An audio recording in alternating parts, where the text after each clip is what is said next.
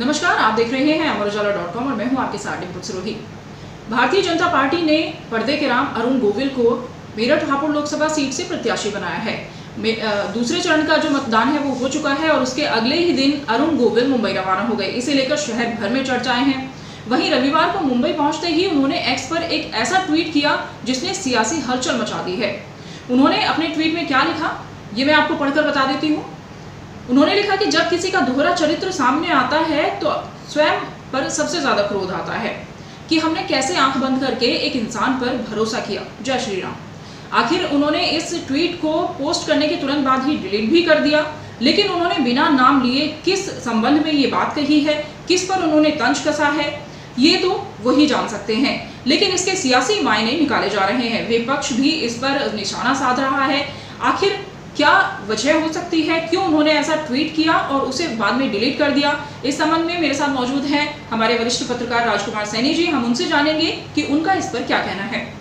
जी डिम्पल जी, ये बहुत ही एक इस समय का जो है बहुत चर्चित विषय हो गया है, क्योंकि अरुण गोविल एक ऐसे किरदार के रूप में यहाँ थे जिनको राम के रूप में देखा जा रहा था। और मैं आपको बता दूं कि पूरे चुनाव में ऐसी कुछ बहुत सारी चर्चाएं थी जिसको लेकर के उनका चेहरा बताता था कि वो कहीं ना कहीं अंदर से दुखी हैं।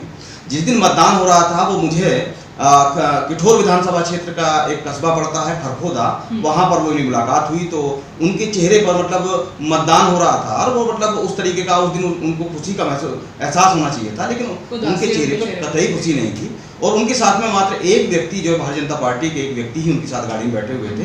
तो कहीं ना कहीं ये जो उन्होंने ट्वीट किया है, ऐसा तो है नहीं कि किसी विपक्षी पार्टियों के लिए किया हो, कहीं ना कहीं उनको अपने ही लोगों ने ठेस पहुंचाई है। और ये उनका जो कहने का अंदाज है, कहने का तरीका है, क्योंकि उनका सुबह सुबह यहाँ से चले जाना और मुंबई जाकर के ट्वीट करना ये भी बड़ी बात है और संदेश ये दे रहा है कि उनके साथ में यहाँ पर विश्वासघात, भीतरीघात हुआ है, जिससे वो काफी आहत है। उनका निशाना हो सकता है। बिल्कुल पूरी तरीके से उनका अपनों पर ही निशाना है। जैसा कि सर ने बताया कि उन्होंने जो कम शब्दों में अपनी बड़ी बात कही है और उनके अपने ही लोग हो सकते हैं जिन्होंने उनके साथ भीतराघात किया होगा। इस संबंध में हम अपने संपादक श्री नितिन यादव जी से भी जानेंगे कि वो इस बारे में क्या कहते हैं।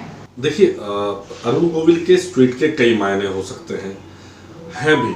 दरअसल भाजपा ने जिस उम्मीद के साथ पर्दे के राम को चुनावी मैदान में उतारा था, वो उतने कड़े मुकाबले की या इस तरह के मुकाबले की उम्मीद मुझे लगता ना तो भाजपा ने की थी और ना ही अरुण गोविल ने की होगी। मैं थोड़ा सा इसमें अरुण गोविल के साथ रहना चाहता हूँ। दरअसल क्या है कि जो मैं जिस तरह से देखता हूँ कि वो अभी परिपक्व राजनेता नहीं है।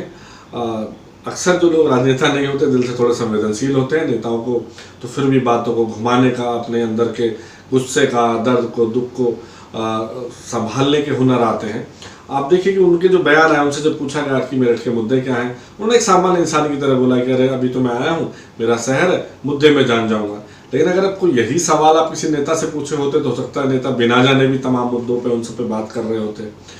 तो ये ट्वीट एक राजनेता अरुण गोविल का कम, एक कलाकार अभिनेता अरुण गोविल ने दिल से जरूर किया हुआ लगता है।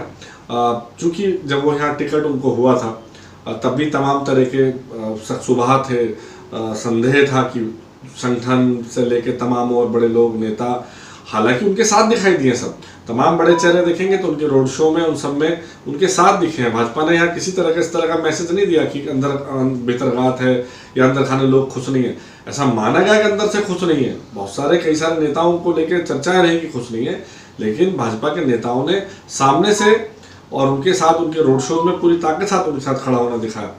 अब ऐसे में उनका ये जो ट्वीट है ये किसकी तरफ है, ये जब नतीजे आएंगे उस पर बड़ा डिपेंड करेगा। और अगर खुदा मतलब मैं क्या कहूँ, अगर नतीजे उतने बेहतर नहीं हुए जितने की उम्मीद भाजपा ने की है, तो मुझे लगता है कि ये ट्वीट के असल मायने 4 जून के बाद तब जाकर निकलेंगे और तब ये शायद हो सकता है गिनती भी हो।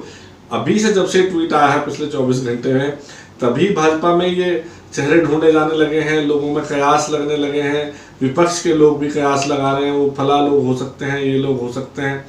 तो ये ट्वीट जो है मुझे लगता है कि थोड़ा उन्होंने अभी वो विशुद्ध राजनीति की नहीं हुआ, इसलिए दिल से उन्होंने शायद ऐसी कुछ बातें लिख दी जो उनको आहत करी होंगी।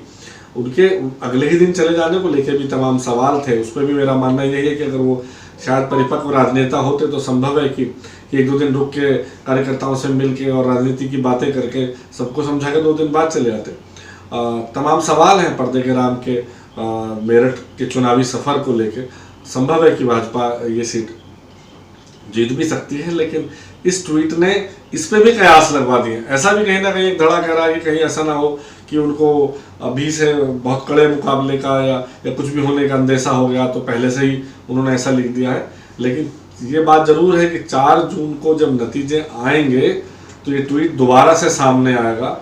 जीते तो भी अभी ऐसी संभावना जताई भी जा रही है, पर इस ट्वीट के निहितार्थ अगले 1 महीने लगभग या जो इतना समय बचा हुआ है मेरठ और उसके आसपास और पूरे पश्चिमी उत्तर प्रदेश की राजनीति में तलाशे जाएंगे और देखेंगे कि ट्वीट आगे भविष्य में क्या गुल खिलाता है। अगर आप ये वीडियो YouTube पर देख रहे हैं तो हमारे चैनल को सब्सक्राइब करें और बेल आइकन को दबाना ना भूलें। अगर आप Facebook पर ये वीडियो देख रहे हैं तो हमारे पेज को लाइक करें।